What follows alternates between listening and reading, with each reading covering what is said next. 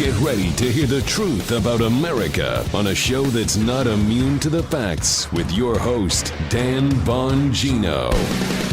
Folks, another bad call, I think, by Bill Barr yesterday. I'm really sorry. I don't mean to pile on. I'm not into this calling people out for no good reason for effect kind of thing, but just a terrible call by the Attorney General and the special counsel thing. I'm going to get to that. I also want to get to Trump. President Trump met with members of Congress yesterday who will object to the Electoral College readout on January 6th. What does that mean for you? What does that mean for the process? What does that mean for the election? I'll get to that. Most importantly, I'm going to start off today with our system of government. It's just entirely broken. It's entirely broken. Our system of elections, our system of spending taxpayer money, our system of spending fabricated, printed money. We just print like monopoly money. It's entirely broken. I've got a series of really good videos. One, a viral speech yesterday by Rand Paul that went nuclear on the floor talking about this. And also making his return because they've been so popular by popular demand, a short clip by Milton Friedman explaining how this will inevitably lead to the collapse of the republic through inflation if we don't get our arms around it. All right, let's get to it. Folks, today's show brought to you by ExpressVPN. Protect your online activity from prying eyeballs. Surf the web in peace. Get a VPN. Go to expressvpn.com/Bongino. Welcome to the Dan Bongino Show. Producer Joe, how are you today on this Christmas week? Fine, sir. Yeah, hey, I'm doing well, man. And, those the clips we got today you sent to me are some of the best series of clips. Yeah, I thought so too. Yeah. The Dinesh one's good too. Dinesh D'souza. Yeah. We got Milton Friedman. Yeah, we're going to light it up there. I'm glad you liked it. We put a lot of work into today's show. Yeah. All right, folks, stay tuned. That's the best tease ever, Joe Armacost tease. Today's show brought to you by our friends at FitBod. Hey, listen, you new to the gym or you've been lifting for years? Everybody knows it's hard to find the right workout program and stick to it. Listen, you wind up surfing the web for stuff. You get these workouts not tailored for you, and then you do it, doesn't work, and then you're done with the gym. Well, we have an app for that, FitBod. It's a smart fitness app. Takes all the guesswork out of planning your workouts, makes them fun, tailors them for you. FitBod's algorithm factors in your goals, your experience level, the equipment you have, workout duration, and muscle recovery to intelligently craft the absolute perfect total body workout program just for you. You know how I know it works? When I see you out with Miss Paula, like some people saw her this weekend at Turning Point, they're like, gosh, she looks really jacked and in great shape. What is it? It's FitBod. I've been using it too because with each workout, the app learns your abilities, plans your workouts designed to maximize your results. New Year's coming up, New Year's resolutions, FitBod. And by cycling new exercises into the mix, it prevents that boredom. FitBod combines the knowledge of fitness pros with a powerful machine learning algorithm, gives you a workout program, maximizes your results. Whether your goal is general fitness, strength training, muscle tone, bodybuilding, powerlifting, even Olympic weightlifting, no equipment, no worries. FitBod has body weight routines for those looking to get fit at home or on the go. FitBod's super easy to use, even has HD video tutorials to make learning new exercises a breeze. Right there. You can see how to do it. It integrates with other fitness and health apps like Apple Health, Fitbit, and Strava. Personalized training can be tough on a budget. FitBod is only $9.99 a month or $59.99 a year. You're not going to get a better deal than that. Try 1 month of workouts absolutely free. Get a personalized fitness plan like I do that helps you work out smarter at fitbod.me/Bongino. Make sure you get the URL right. fitbod.me/Bongino. Try FitBod for free for 1 month when you sign up today. fitbod.me/Bongino. That's 1 free month when you sign up at fitbod.me/Bongino. All right, Joe, let's go. All right. Ding, ding. Excited there, huh? Folks, our system of government is broken.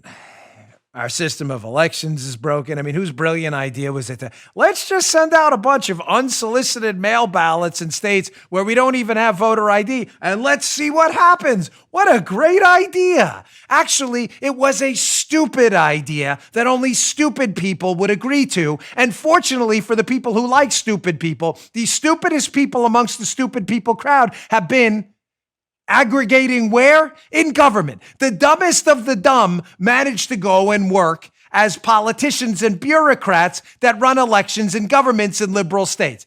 That's totally broken. I think we can all agree. But what else is broken?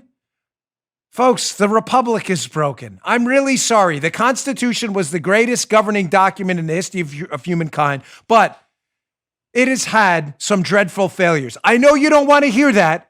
And I'm really sorry, but I have to break to you. I love the founding fathers, their vision, their bravery, doing what they did, but they never anticipated that such weak, gutless, spineless, visionless people would be elected to serve in our House of Representatives and in the Senate.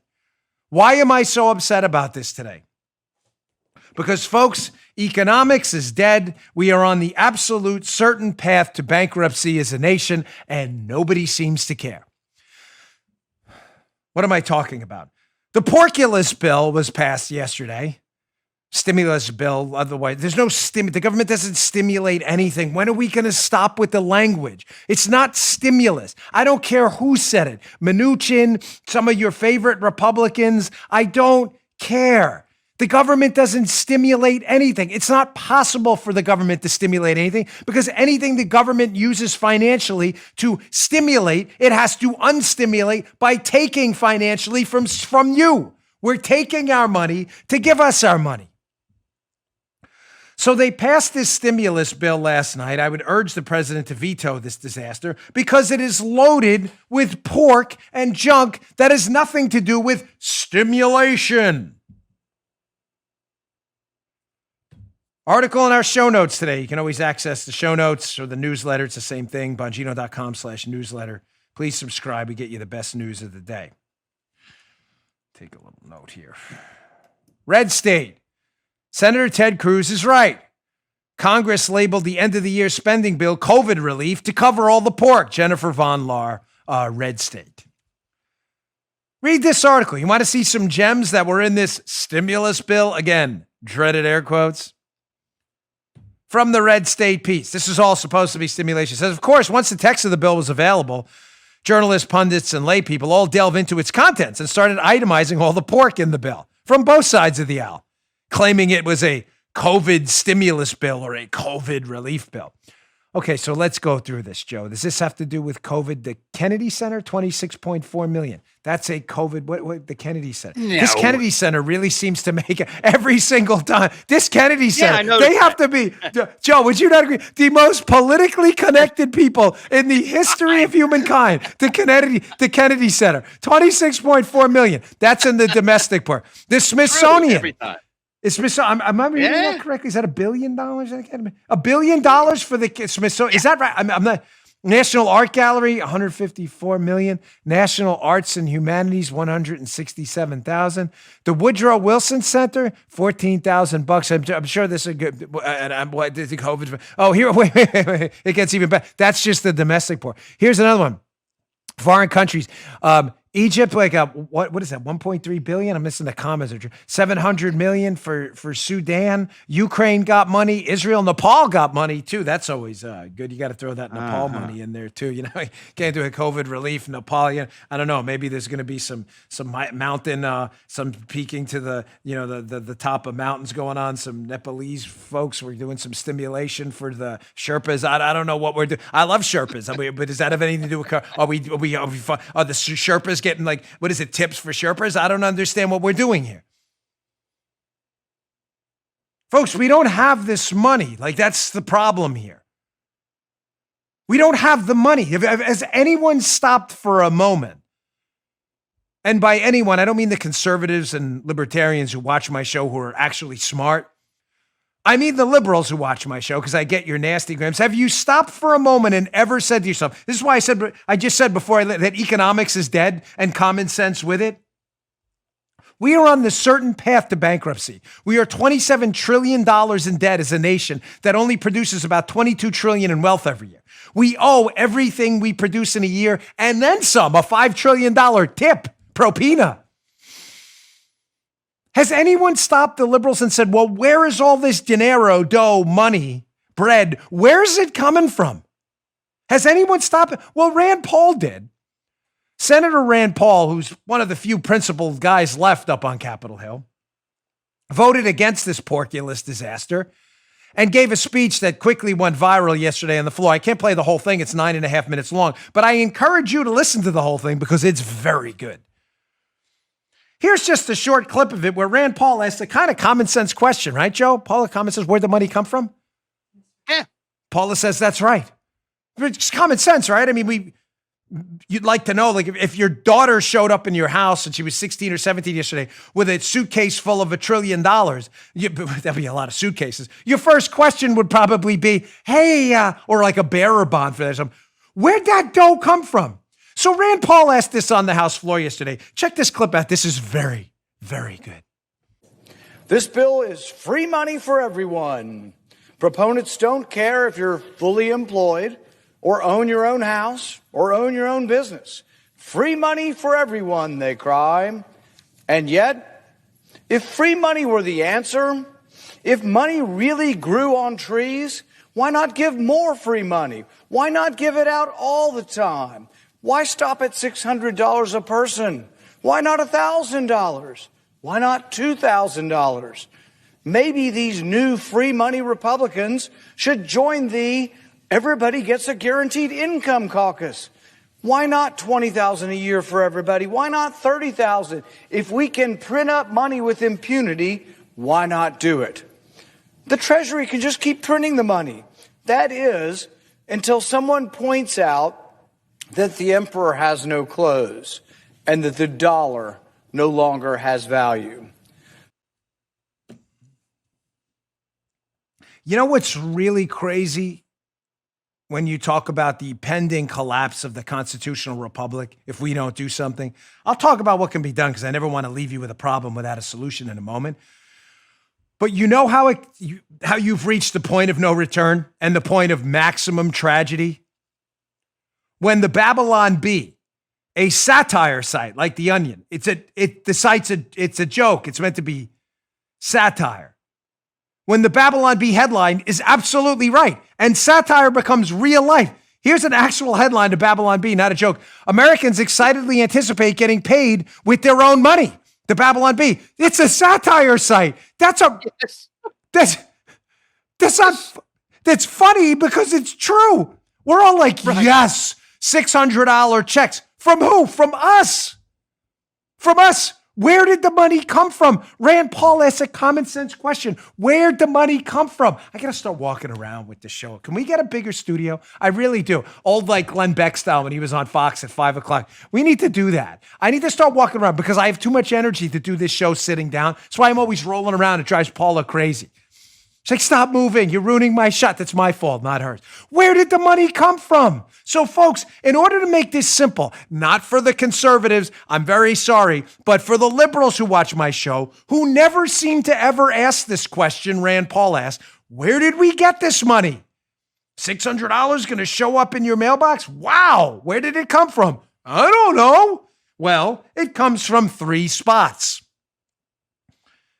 That money the government sends you can come from you via your taxes. Send the government $600 in taxes. They take a cut for themselves. They send you back your $600 plus what? $200 for them? Who knows? We can borrow it from foreign nations, which we've done. Say, oh, well, that doesn't sound too bad. You folks, they are not lending us this money. They are capped out. Foreign nations, notably Japan, China, and the UK, some of our biggest foreign bondholders, haven't lent even a fraction of what you're getting in the mail. So if it ain't coming from taxes, because the tax base every year is like $2.4 to $2.5 to $3 trillion in total taxes paid to the government, and we're spending $5 trillion, and the other $2 trillion isn't being made up by foreign governments, then you should ask yourself, if this bill was roughly $900 billion or another trillion, where did we get the money from if it didn't come from taxes and it didn't come from foreign borrowing? The answer is we're just printing it. Printing. They don't like monopoly money. Hey, here's $100. Write it on it. It's called counterfeiting when you do it. When the government does it, it's called stimulus. Why is it when you do it, it's a federal crime? But when the government does it, again, it's called stimulus. Well, when you do it, it's a crime because people sense the inherent unfairness of you going to your computer and printing up $100 bills, correct? Folks, it's a very sensitive topic to me. In my prior line of work as a federal agent, we investigated currency counterfeiting. That's actually how the Secret Service was founded, not to protect the president. That didn't happen until 1910. The Secret Service was founded in 1865 to investigate counterfeiting because it was such a rampant problem. And people were like, that doesn't sound fair. I have to work for my money. And some dude gets to print it. But when the government does it, we all clap and liberals bark, bark like seals. This is so great. We're printing it. Well, what happens when the governments print money? Governments, not just us. It's happening all over the world right now. Liberals don't see, and they see no downside to this whatsoever. Oh, it's government. They know what they're doing. They're printing it. There'll never be a downside. Really? Because when you print money not backed up by value, just like when Joey Bag of Donuts prints counterfeit bills in his house he hasn't worked for, what happens? There's an inherent asymmetry here. If everybody just started printing money in their homes, breaking federal law, and printing up $100 bills randomly, you would have a whole bunch of extra $100 bills, right, Joe? Because that's right. Everybody would just start printing them. Yeah. And the problem is, you wouldn't have that many products to suck up those $100 bills. Because the people printing them on their home computers didn't actually produce anything to get them. They didn't produce medicine. They didn't produce tables. They didn't produce phones. They didn't produce pens, notebooks, gavels, St. Michael medals, rocks that the Giansantes gave me. They didn't do that. They just printed paper. So a whole lot of paper you print in your house is chasing the same number of products or less because nobody's producing any products, which makes what? Those products really expensive. It's called inflation. But again, when government does it, liberals are like, no, I'm sure they know what they're doing. Do they? Here's the great Milton Friedman. We love Milton Friedman. I know he's been making a lot of appearances on the show, but no one explains it better than Milton Friedman. God rest his heroic soul. Here is Milton Friedman explaining the terror of inflation, how inflation, this is a long clip, but this one I'm not going to play, so it's about a minute and so. But this speech he gives is very long. He explains how inflation has collapsed empires and countries. The Weimar Republic, countries in South America, Chile entirely collapsed their economy. And it's a government phenomenon every single time. Watch the brilliant Milton Friedman. Today, governments control the quantity of money, so that as a result, inflation in the United States is made in Washington and nowhere else. Of course, no government any more than any one of us likes to take responsibility for bad things. We're all of us human. If something bad happens, it wasn't our fault. And the government is the same way. So it doesn't accept responsibility for inflation. If you listen to people in Washington talk, they will tell you that inflation is produced by greedy businessmen, or it's produced by grasping unions, or it's produced by spendthrift consumers, or maybe it's those terrible Arab sheiks who are producing it. Now, of course, businessmen are greedy. Who of us isn't? Trade unions are grasping. Who of us isn't? And there's no doubt that the consumer is a spendthrift. At least every man knows that about his wife. But none of them produce inflation, for the very simple reason that neither the businessman, nor the trade union, nor the housewife has a printing press in their basement on which they can turn out those green pieces of paper we call money. Only Washington has that printing press, and therefore only Washington can produce inflation. I just wanted to know, my wife's like, what? You spend way more than me. She strongly objects to the wife, which is true. If it wasn't for her, we'd be broke. I could get like crazy sometimes. Outside of that's genius. The government has the official printing press. But the actions they take are no different than if you were to have a printing press in your house and do the same thing. The government prints more money, either digitally or literally prints it through bills. It winds up in banks in circulation, and it chases products that nobody produced. You get money to produce products. You work in a furniture factory, you produce furniture, you get paid those bills and go out and chase other products people work for to produce. That's not what happened when the government prints money. more bills, more money, chases the same or even less products for nothing because nothing was created or done. And what do you get? You get massive inflation as more money chases less stuff. It's not hard. But when the government does a porculus bill, money it doesn't have through taxes, it hasn't borrowed, and doesn't come from a rainy day fund, and they print it, everybody says, no worries. They know what they're doing. Do they? Let me just rewind to the beginning where I told you the stupidest people among us in a country of 330 million, the dumbest among us, all happen to get elected to Congress and the Senate and individual state houses at the same time. Not all of them. There's a few good ones left, the Rand Pauls of the world. But if you were to take general IQ tests, I can pretty much guarantee you the dumbest of all of us, aptitude and achievement-wise, happen to reside in elected positions in government. Economics is dead. That's why I keep playing these Friedman videos. We have to bring it back, or there is no hope. A largely ignorant society of common sense rules of economics cannot possibly continue. What did Ben Stein's father, remember Ben Stein from Ferris Bueller? You know his dad, Herb Stein, was a very famous economist, not a joke. Herb Stein had this rule. What can't continue won't. Damn, that doesn't sound like, no, it's a genius rule. This can't continue, and it won't. What will happen? We will eventually collapse into an inflationary spiral, like what happened in Weimar and elsewhere, where business owners had to pay their employees 3 times a day. Not a joke. Had to pay them in the morning because by the afternoon, the morning money was no good anymore. This isn't a joke. By the afternoon, they had to get paid because the afternoon money wouldn't be good in the evening. And then they had to pay them again in the evening because the afternoon money was no good anymore because it was worth something totally different. You think that's a joke? Look that up. All right, I got the solution coming up. And there is this, I don't like to propose problems to you and be apocalyptic without presenting to you some solution and path forward. But it requires people with guts, cojones, and smarts. And we don't have any of them in D.C. after the porculus bill yesterday. Veto this thing. Take a stand now, or we're not going to have anything left.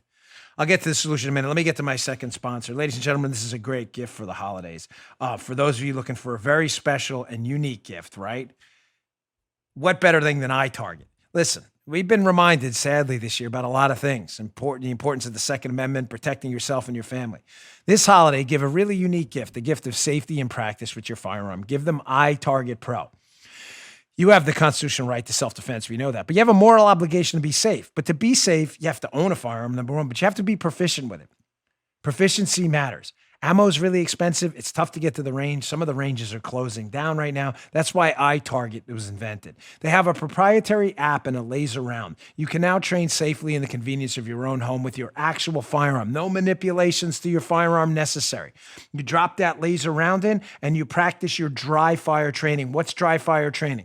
It's when you take a dry firearm, empty. You check it twice. It is not loaded with any live ammunition. You drop in the laser round from iTarget Pro. It comes with a target. And now, instead of depressing the trigger on a safely unloaded firearm, the laser will emit a round and you see where the round would have landed on the target. The perfect way to practice. You fire in a little low left, a little low right. Maybe you're anticipating. Fix that all with iTarget Pro. Practice your breath control, trigger control, sight alignment, sight picture, muscle memory, your grip, your use of cover, whatever you need. iTarget Pro comes in all major calibers, even .223 and .556. Today, you can save 10%, plus get free shipping with the offer code Dan at checkout. This is a spectacular gift. They've been a sponsor for a long time. The email feedback on the show, if I had time, I'd read them all, is spectacular. People can't put this product down. No joke. When you go to itargetpro.com, get that 10% off, plus free shipping with promo code Dan. It's the smartest, best way for you to practice. It pays for itself in just a few days. You won't put it down. That's the letter itargetpro.com, itargetpro.com. Use offer code Dan. Thanks, iTarget Pro. All right, so what's the solution? Anybody can sit here and whine about how stupid people elected to office are and how economics is dead. Well, we revive economics, one, by educating folks like Friedman has educated me. And I'm hopefully passing this on to you. But there is a solution to this. What's the basic problem with the government printing money? Well, I explained it to you before. You print a whole lot of money nobody worked for. There's no value behind it. It's printed and it goes and chases the same amount of products. Medicine, school tuition, products and services, fans, Kenny Bells, whatever. And those products get more expensive because there's more bills chasing them. It's not complicated math, only for liberals. So the solution, if you're going to print money, which we've done, you can't unprint it. Sorry, folks. You can't unprint it. You can increase interest rates to dry some of it up. But one of the things we can do is focus on producing more stuff. So more stuff will eventually even out the more money and we won't have dramatic inflation. I'm not suggesting that's the best idea. Printing money is still a horrible, awful, stupid idea. But now that it's been done, we've got to fix it. So we've got to produce more stuff called in economics productivity. And Andy Kessler, who I love this guy's writing at the Wall Street Journal. It's really spectacular. I highly recommend it. Kessler. He writes, every other day, every third day column at the Wall Street Journal, and they are always must reads. He had this piece up at the Wall Street Journal, which addresses this very same point, how productivity and producing more stuff, more output with either less input or the same input will help eventually stave off this inflationary scenario. Well, the article isn't specifically about inflation, but I'm telling you, we have to produce more stuff to basically chase all the money we're printing, or everything's going to get really expensive and you will be drowned out and nations have collapsed. The article is called Andy Kessler, How Tech Got Ready for 2020. And he brings up a couple interesting phenomena, how this awful year when it comes to coronavirus and just the election results, it's just been a bad year, folks.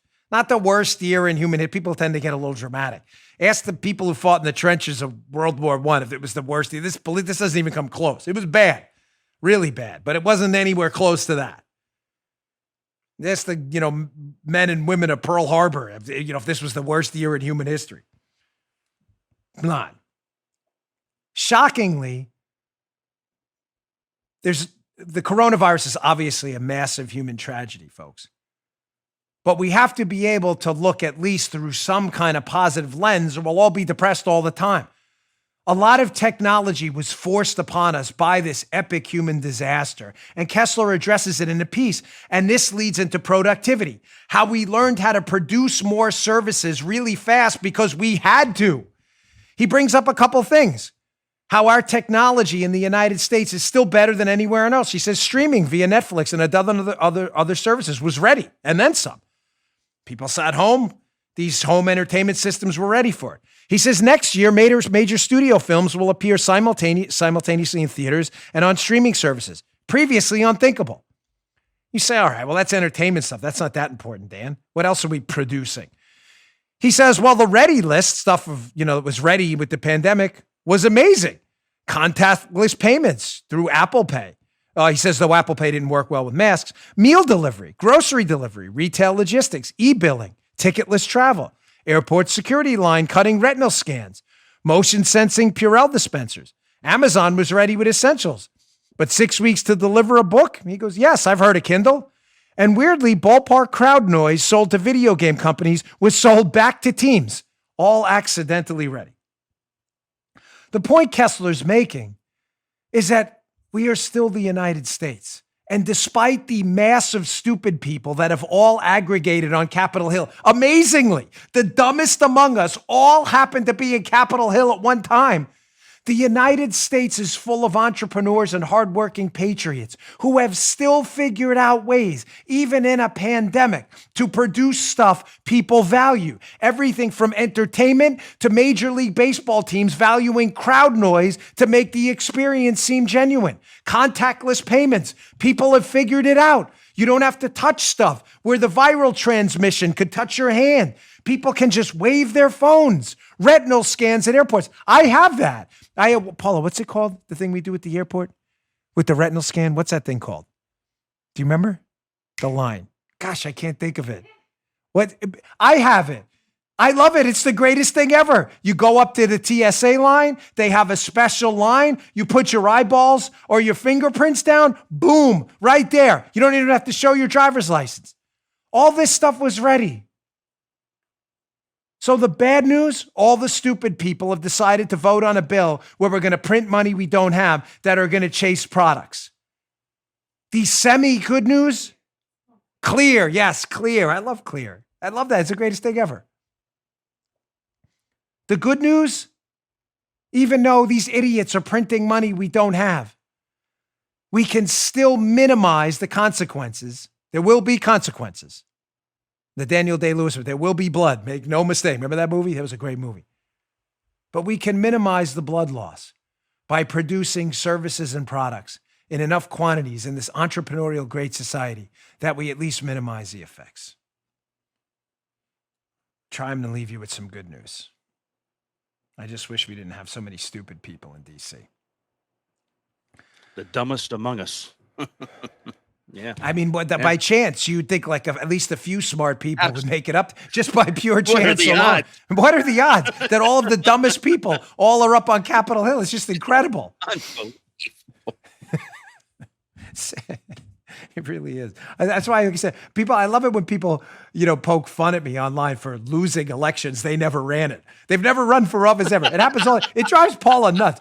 It does. They always respond to me back on Parler or like, you lost 3 elections for office. Yeah. Okay. Yeah. I've lost a lot of things in life. I didn't get into medical school either. I struck out a lot my first year of Little League. We've also started $100 million companies, the most successful podcast behind Ben Shapiro on the planet, Bongino Report, and others. Life is full of failures, folks. I got news for you, but I get in the ring and I throw punches while you sit on the sideline like a bunch of cowardly chumps you are, the criticizers, and throw popcorn at the guys actually boxing for a living. You can plant a big wet one on my arse. My man. Sideline criticizers. I love them. Yeah.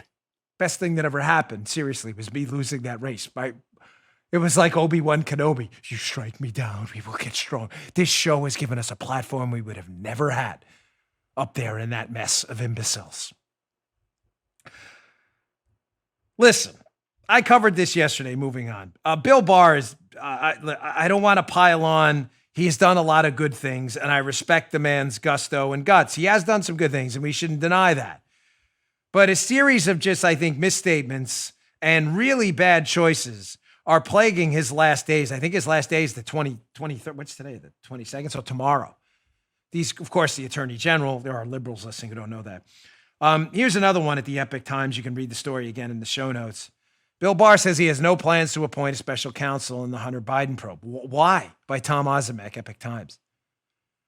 Again, I don't mean he said. I have a lot of respect for the man. I think his hearings up on Capitol Hill, he had a lot of guts.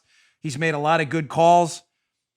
But I covered a lot of yesterday. His statements about the CIA, I think were, maybe I'm reading them wrong. I don't know. Watch yesterday's show. You'll see what I mean. I don't want to relitigate that, but why are we not naming a special counsel in the Hunter Biden case?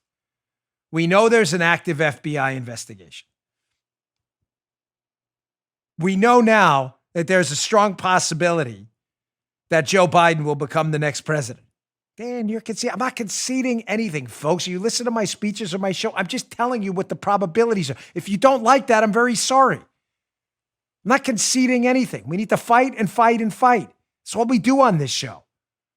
But there's a strong likelihood that the father of the man under investigation, Joe Biden, father of Hunter Biden, for the liberals who missed it, will appoint an attorney general to oversee the case against his own kid. Why would we not appoint a special counsel again? If you could explain to me as a sentient, free-thinking being how that is not a conflict of interest that would require a special counsel under the Democrats' own rules for special counsels, I'm open to hearing it. I'm sorry, Mr. Barr, this is a bad call. You'll obviously disagree. I think this is a terrible, destructive call.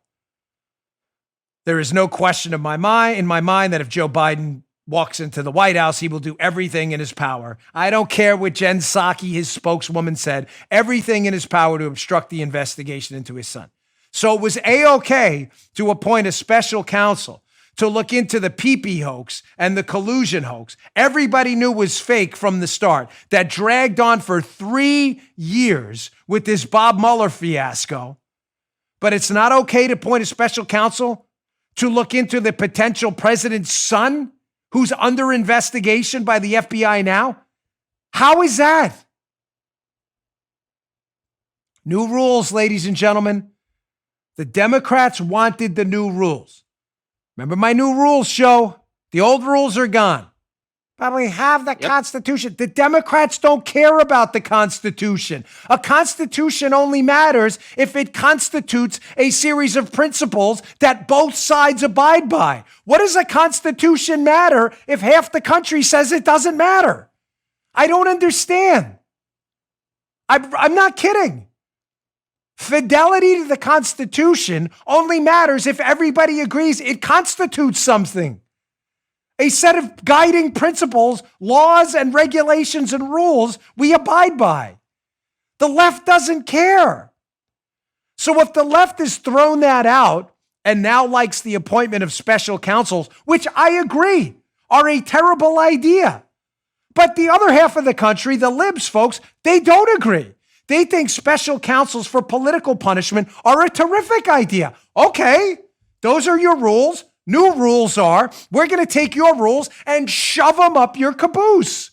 You think special counsels are a great idea, despite the fact that they are probably extra constitutional and violate separation of powers? We'll play by those rules too.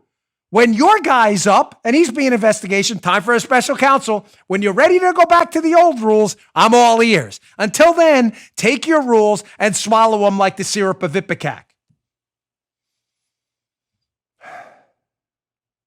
They wanted this. They wanted these new rules. So let's give them to them. Whoever, I think Jeff Rosen is going to be the new acting attorney general for the next month or so.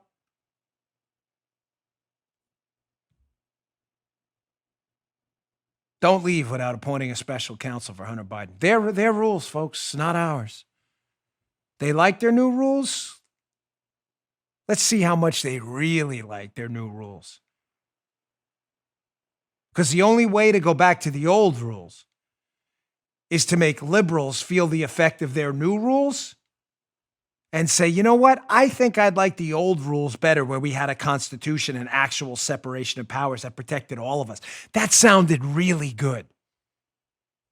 But they won't know it sounds good until what sounds really bad, which is a special counsel investigating their guy. All right, let me get to my third sponsor, and I want to get to this next piece because it's important. I want to explain to you what's going to happen. There are members of Congress looking to challenge the January 6th reading out of the Electoral College votes, how this is going to work. None of these pass are good, folks. That's why I keep talking about probabilities, and I'm not going to mislead you. I don't give up or concede anything, but I'm not going to mislead you. We'll get to that next. All right, today's show brought to you by our friends at Hims. Listen, 66% of men start to lose their hair by age 35. Do you know that? Come on, men, our hair, we're like Samson. We need our hair. You need your hair. We love our hair. Listen, it's a pretty sensitive topic to me. I'm not losing my hair because of that, because of the chemo stuff. It hasn't fallen out yet, which is crazy. But we love our hair. That's why I'm a little freaked out about it. When you notice thinning hair, it can be too late. 4hims.com is a one-stop shop for hair loss. It's time to write a new chapter where you have new, beautiful, flocking manes of hair, Samson style. Hims is helping guys be the best version of themselves with licensed medical providers and FDA-approved products to help treat hair loss. This isn't some cheesy gas station snake oil pill kind of nonsense. Hims was created by a guy who knows some men's health conversations are easier online and in person.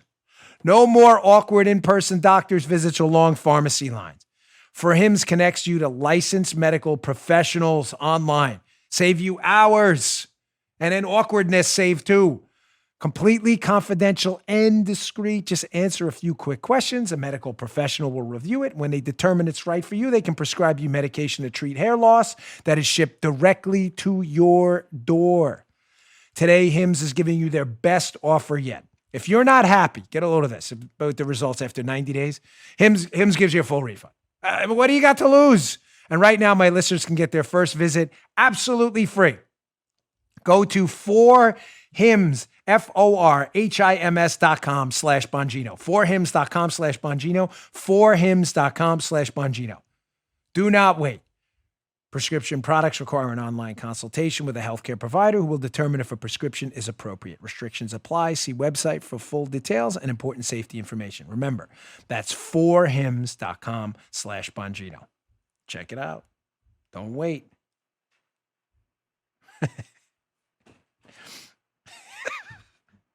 Sorry, I'm watching Paula's response. I'm telling you, it's a great company. All right, moving on. We got to get you on camera. It is a must. I have so many people asking, like, when is Miss Paula going to get on camera? It will happen. We're eventually going to build out a new studio. We've finished up our tech. So we'll eventually build out a newer, bigger studio where I could walk around and we can get a camera. She has a camera. She doesn't want to do it for now. But I'm convincing her slowly based on audience feedback because her responses sometimes are absolutely priceless. All right, let's go back. Epic Times has a piece about this. So, very serious topic. Some congressional leaders met with President Trump at the White House yesterday. They plan on contesting what's going to happen on January 6th. What happens on January 6th? Why does it matter to you? I'll get to it. Let me just get to this headline. Jack Phillips at the Epic Times. Read the piece. Be in the show notes today. Mark Meadows, President Trump's chief of staff. Trump met with several congressional members on fraud, and they, quote, will fight back. What does that mean? Well, let's dig into the piece and find out. One member of the Senate and one member of the House are needed to challenge a state's electoral college votes. No senator has definitely confirmed they would challenge the electoral college votes. This readout happens on January 6th, an important date, folks. Although Senator-elect Tommy Tuberville in Alabama and Senator Rand Paul from Kentucky have both suggested they may join House member Mo Brooks and other GOP House representatives. What does this mean? Very simply, on January 6th, there is a reading in the House of the presidential electors and their votes. 50 states have confirmed those slates of electors. Some states or the Republican Party have sent an alternate slate, but the states have confirmed their electors. Those will be read out up on Capitol Hill. There is a process, though. A House member can object to that slate of electors. Say Florida has 29 electors. They're going to go for President Trump because President Trump won Florida. Those 29 electors have signed ballots, have signed their presidential elector statements. They're going to. Someone can challenge that, can challenge the slate of electors. Now, let me read out to you from the National Constitution Center what happens if now, just to be clear, Joe, if I'm not explaining this well, it's your obligation to stop me. A House member can object, but in order for that objection to be formally lodged, a senator has to do it too. So they need a House member and a Senate member. All right. Okay. What happens then? Well, let's go to the National Constitution Center, constitutioncenter.org. And here is what happens. Objections to individual state returns must be made in writing by at least one member of the Senate, as I just said, and House of Representatives. Both. You can't have one. It's not an either or. It's both.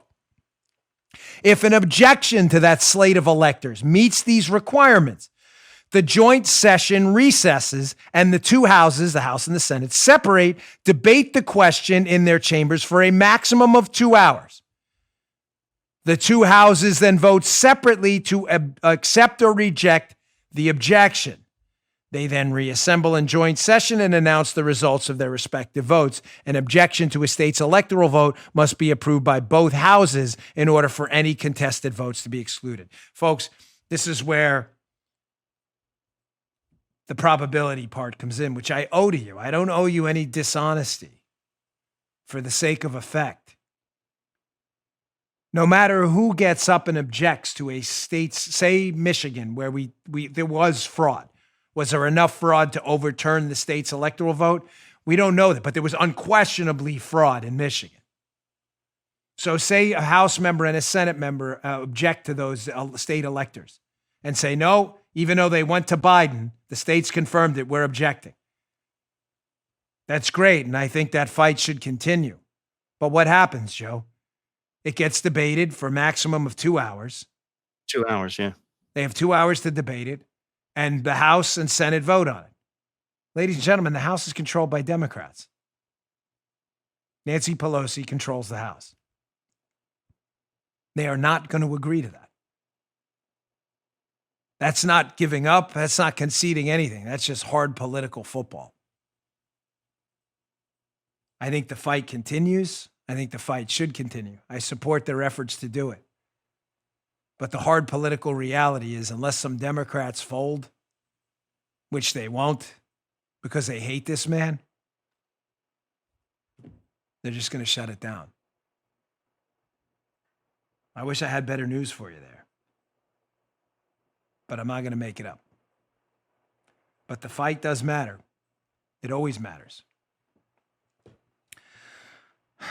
You know, just quickly before we move on, I got a couple more stories I want to get to. They're important. A little different than yesterday's show, which was very long and lengthy, but spelled out the whole Spygate thing and why Barr is wrong. Folks, two things that haven't been explained to me about this election cycle and why I'm not, because you may ask, some liberals, fair enough, if you watch my show, you may say, Dan, why are you still refusing to concede this election? Because, ladies and gentlemen, I haven't had two electoral abnormalities explained to me in any sufficient way that satisfies my curiosity about the results. Number one, how is it that signature match verification was at some of the lowest points we've seen in modern times, despite the fact that historic numbers of people voted through the mail, where the only verification process was your signature on a ballot? You never showed up and showed an ID at a polling location. You literally signed a ballot you got in the mail and gave it to your mailman. How is it that in an election where untold historic numbers of people, their only authenticating feature on their ballot was their signature?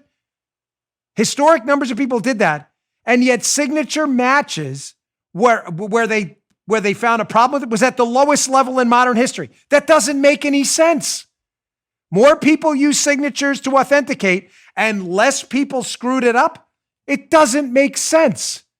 In an election where more people use mail ballots, you think historic numbers of people would have screwed it up based on statistical data we have from elections past, where we know how many people, 1% to 2%, typically screw up a mail ballot. It wasn't 1% to 2%. Some states it was 0.3%.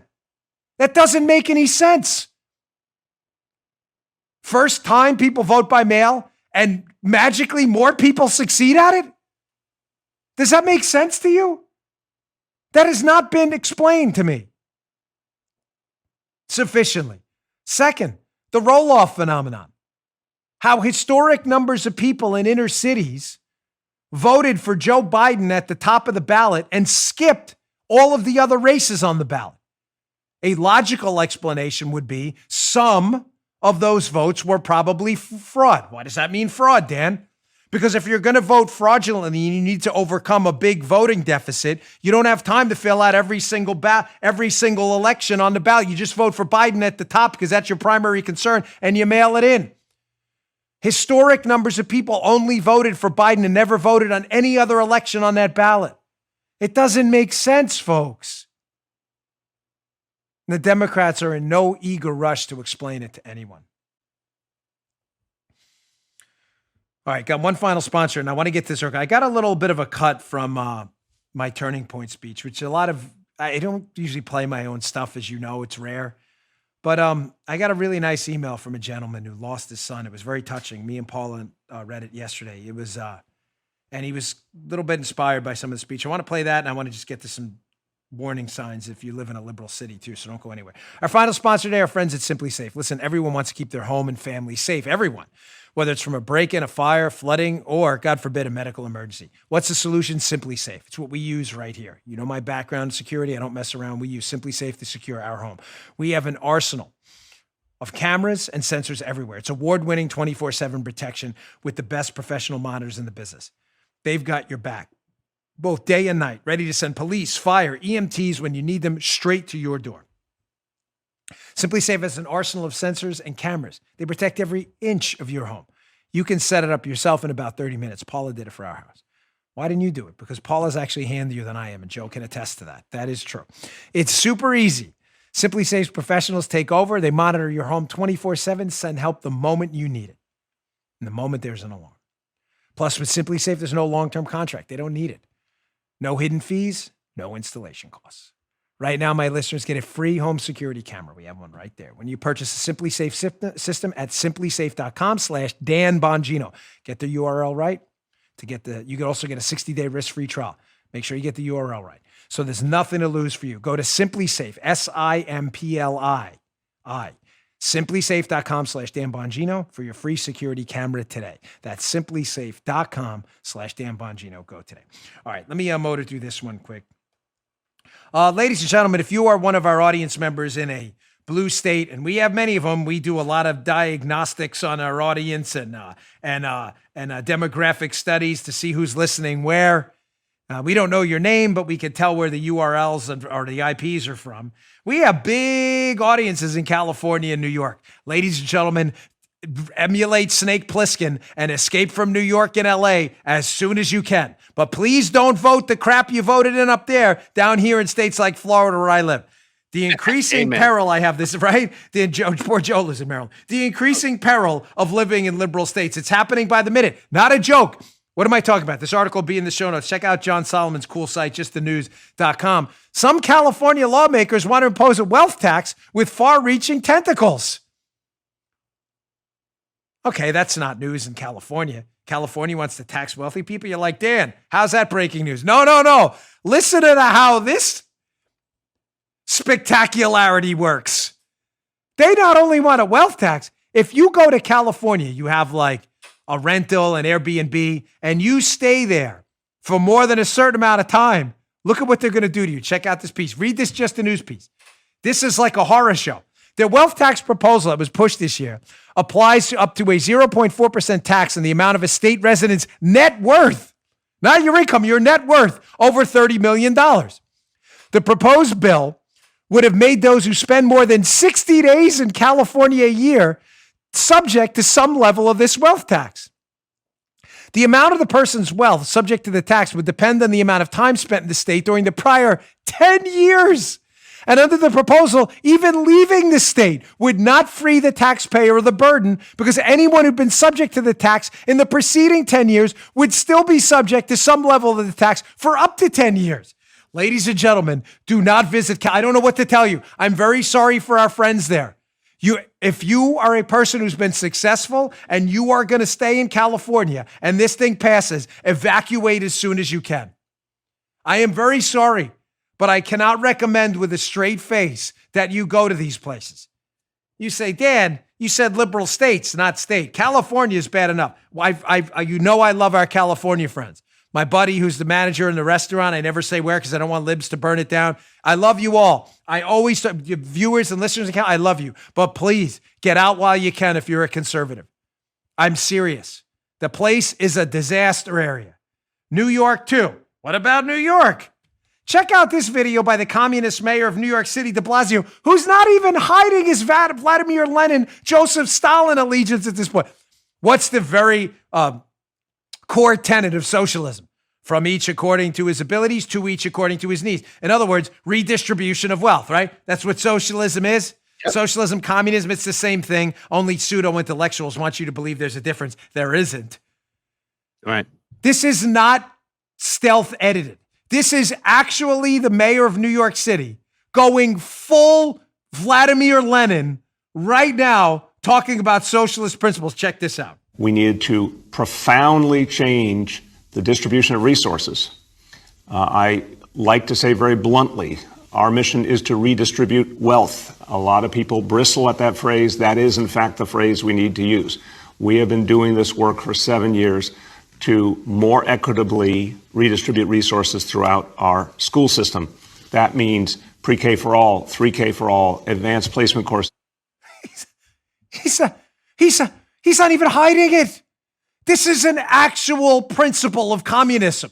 The redistribution of wealth. He's not hiding it. He's like, matter of fact, When Fox called him out for it, he gave another thing. He's like, Fox is right. I really want to redistribute your wealth. So a couple of things here I thought about. Being this show is heavy on economics. We go back and forth. Spygate, Hunter Biden, economics. That's what's different about this show.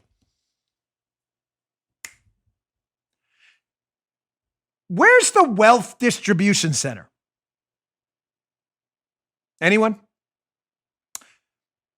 There isn't any. Of course, the wealth distribution center, sane people, unlike Bill de Blasio, not a mistake, not SIC. I liked it. Me too. The wealth distribution center, Joe, is called a job. The wealth is, quote, distributed because Joe goes to work every day. Joe contracts out with us, provides us services. We then pay Joe upon an invoice where we redistribute our own money to Joe for services provided. It's called a job, a J-O-B, a J-O-Bizzle, a job. A wealth distribution center is a job. Wealth is not distributed. It's earned. That's a communist saying. Literally. One more point on this. Ladies and gentlemen, the reason redistributing other people's earnings doesn't work is because nobody goes to work to pay for somebody else. For the liberals listening, because you're really dopey, I'm not kidding, and I get that. I was a graduate student in neuropsychology at the City University of New York. 'Cause I hate when people talk about their education. But this story has a purpose. It's not to tout my educational bona fides. Nobody cares. But we did a lot of experimental psychology, and we would use animal studies, and typically it was with these mice. And you have to dipper train mice. Those of you who've done experimental psychology, you know exactly what I'm talking about. You get them thirsty, you put them in a cage with water, and there's a dipper. A mouse doesn't, by instinct, hit the dipper. They don't know what the dipper is. So when they're thirsty, they want water. So what do you got to have them do? When they get closer to the dipper, you reward them, and then closer to the dipper, and then you reward them. And eventually they put their little mouse paw on the dipper, and they hit the dipper, and water comes out. And then what do you see the mouse do? The mice, ding, ding, ding, ding, ding, ding, ding. They hit the water all day. That takes a long time to dipper train a mouse. It does. Some of the students in the class, it would take them weeks. It's not instinct. They don't just figure it out. Oh, look, there's a metal handle. Let me play. Water comes out. I never once, Joseph, saw a mouse who was thirsty learn to dipper train to give water to another mouse. I never saw that happen. I never once was like, the mouse was like, okay, I hit this dipper, and Joey the mouse gets what? This is great. Let me hit the dipper all day. He'll never hit the damn dipper. We're no different. Human beings don't go to work to pay for someone else's car.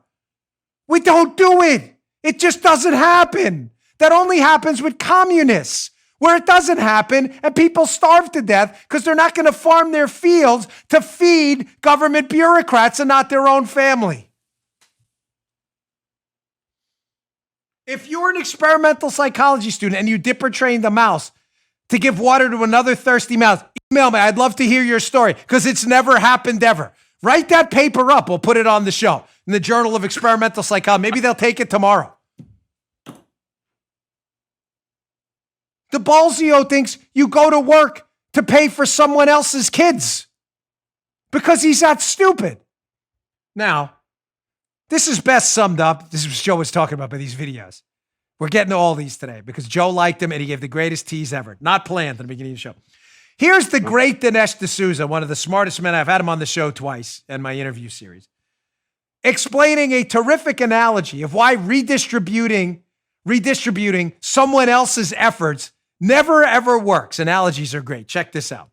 He talks about 3 children fighting over a flute. He says that one of them, Carla, made the flute. A second one, Anne, believes that she is the best flute player and therefore deserves the flute. And a third, Bob, who is the disadvantaged one. Bob has never had a flute, and therefore he claims that he's the most deserving recipient of the flute. And essentially Amartya Sen goes, these people all sort of have a claim. He goes, the claim of Carla is the libertarian claim of ownership by creation. The claim of Anne is the utilitarian claim that it would maximize happiness to enable the person who plays the flute best to have the flute. And of course, Bob's claim, you can call it the sort of leftist claim or the progressive claim, the victimology claim. And Amartya Sen's point is, to whom should we assign the flute? And I want to zoom in here on the word we, because you notice what's really going on is Amartya Sen has silently transferred ownership of the flute from the person who made the flute to the state. To whom should we? Somehow he suddenly has a say in who gets the flute. But let's think about it. How did the flute come to be in the first place? Carla made the flute. It's Carla's flute. Absent Carla, there wouldn't be a flute. So there's no question of redistributing the flute. Flutes don't fall from the sky. Flutes aren't allocated in some original distribution. Flutes are created just as wealth is created. And what de Blasio means by wealth redistribution is confiscating wealth from the people who created it, giving it to people who didn't create it in exchange for their votes. That's the progressive ploy. Oh, amen, Brother Dinesh. Yeah. Beautifully stated. The flute story. Who has the entitlement, air quotes, to the flute? It doesn't matter. The person who created the flute, and if they don't create more flutes, there'll be no flutes. If you start taking their flutes and giving them to people who didn't make the flutes, there'll be no more flutes left. It doesn't matter who you think should have the flute. All that matters is you'll have no more flutes left the minute you take it from the person who actually created it and gave it to someone else. That's all that matters. It'll be the end of flutes.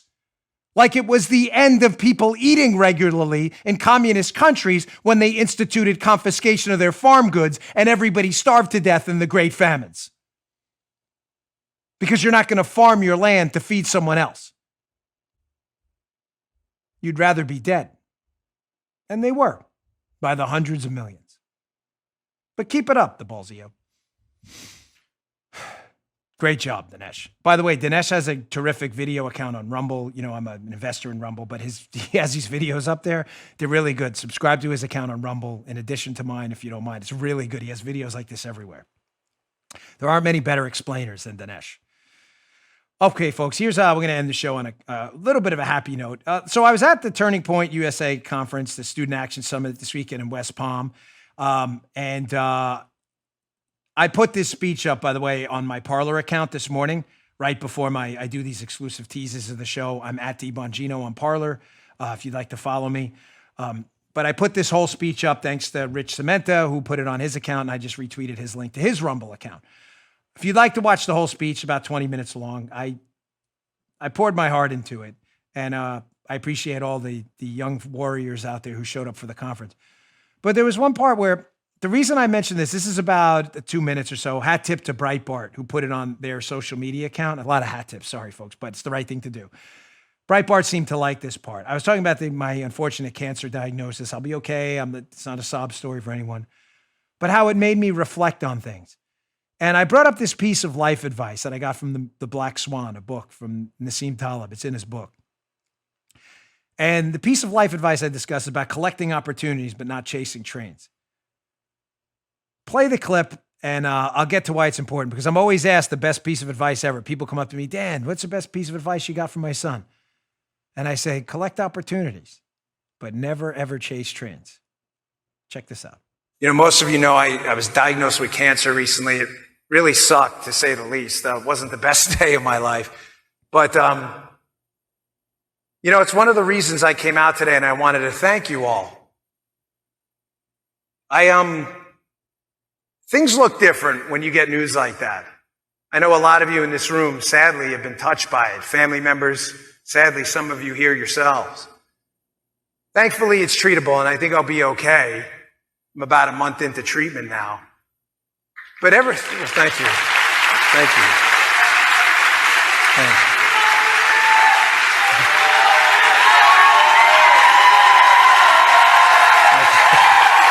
Thank you. Thank you. Thank you. I appreciate it. I do appreciate it. I will say this. The scare it gave me, your most valuable gift you've been given by anyone, outside of life, your life in general, by the God our Creator, is time.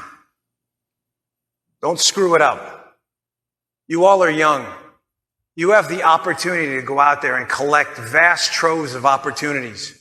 You collected an opportunity by coming here.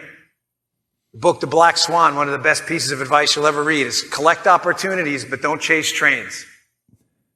Collect every opportunity you can to meet someone, to talk to someone, to seed an idea, to go take an extra class, to read an extra book. Don't waste a moment of your time. You have an expiration date. And one of these days you'll have to come to reckon with that. Don't think because you're young that you can waste the time now. You can't. You're the warriors on the front lines of liberty. You have a fire in your heart so much greater than some of your fellow students out there who don't get that fight because you chose to do something and collect opportunities. But don't chase trains either. Meaning the train gets there at 8 and you got there at 8:01, then damn it, that's your fault and you screwed up. If you're chasing the train, you screwed up. Best life advice I ever read. It's a powerful book by Nassim Taleb, The Black Swan. I talked about it so often. And if I could sum it up in a sentence, it's exactly that. I give this advice to anyone who ever asks. Collect every opportunity you can. Time is your most valuable gift. I know it's said often, but we do have an expiration date. But you never think about it until you get a diagnosis of a disease you think could be fatal. Luckily, mine is treatable. But it didn't have to be. And we didn't know that for a long time, me and Paula. And all of a sudden, you start to realize that time is the one thing you can never, ever buy back. Doesn't matter how powerful you are, what title you have, how much money you've inherited or earned. It makes no difference. You can't buy 1 second back. Not all the money on planet Earth, earned or unearned, can buy back even 1 second of time. Not one. Don't waste it.